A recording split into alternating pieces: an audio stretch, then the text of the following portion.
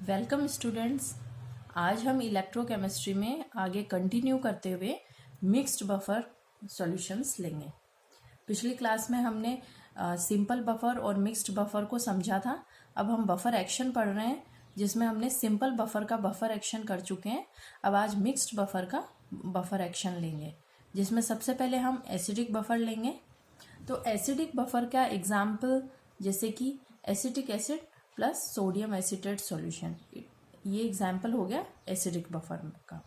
अब ये buffer solution किस तरीके से अपना एक्शन करता है और पीएच में कोई चेंज भी नहीं होता, तो इसमें आप देखिए, इस बफर सॉल्यूशन में ये जो सोडियम एसीटेट है, इसका acetate CH3CO- ion, sodium ion Na+, और ये मॉलिक्यूलर एसिटिक एसिड, ये 3 फॉर्म्स प्रेजेंट है हमारे पास।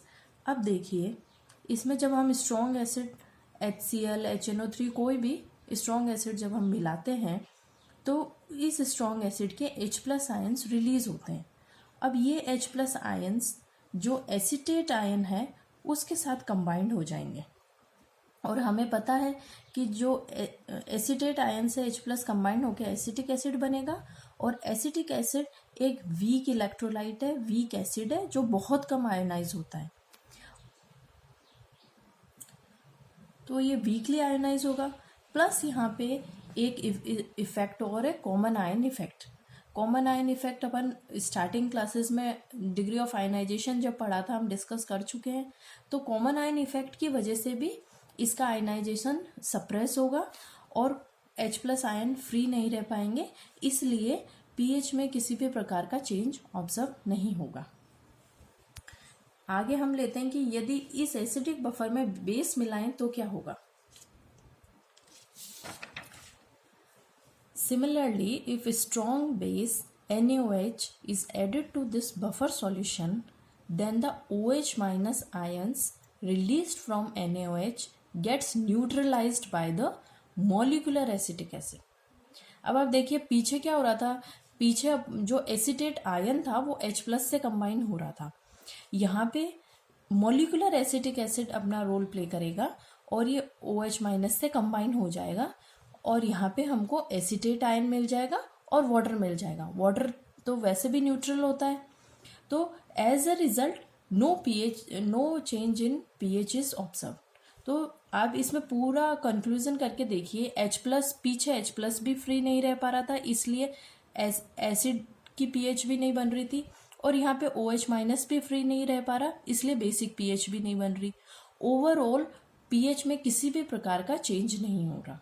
इस तरीके से एसिडिक बफर अपना बफर एक्शन शो करते हैं। इसी सीरीज में हम आगे लेंगे बेसिक बफर।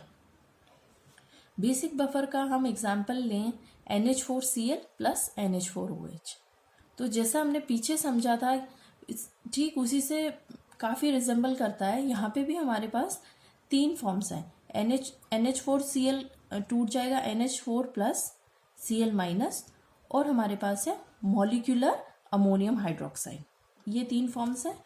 अब देखिए आप, यदि हम इसमें स्ट्रॉन्ग एसिड मिलाते हैं तो जो स्ट्रॉन्ग एसिड का H+ रिलीज होगा वो न्यूट्रलाइज हो जाएगा मॉलिक्यूलर अमोनियम हाइड्रोक्साइड से। यहाँ देखिए H+ प्लस NH4OH, तो यहाँ हमें क्या मिल गया, ammonium ion and water.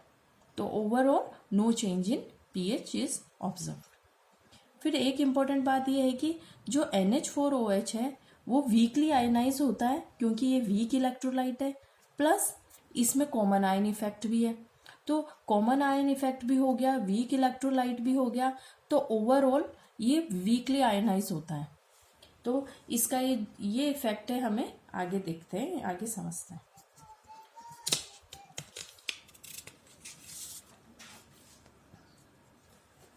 Similarly, if a strong base NaOH is added to this buffer solution, then the OH- ions released gets combined with ammonium ion NH4+ ion and forms weak base molecule, और जो weak base molecule बनेगा वो NH4OH बनेगा, which is weakly ionized, and ionization of NH4OH is also suppressed by common ion effect.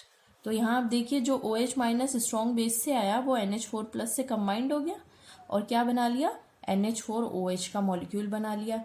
और NH4OH weak electrolyte है, plus common ion effect भी यहाँ role play कर रहा है।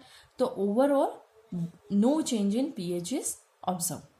तो ये बेसिक बफर का बफर एक्शन हो गया। अब आप देखिए कि बफर सॉल्यूशन जितने जो हैं वो pH चेंज को रेजिस्ट करते हैं। तो इसका पूरा बफर एक्शन हमने देख लिया है और आप सबको ये क्लियर भी हो गया होगा कि कोई भी एसिड मिलाइए, कोई भी बेस मिलाइए, but in small quantity, then no change in pH is observe. Thank you.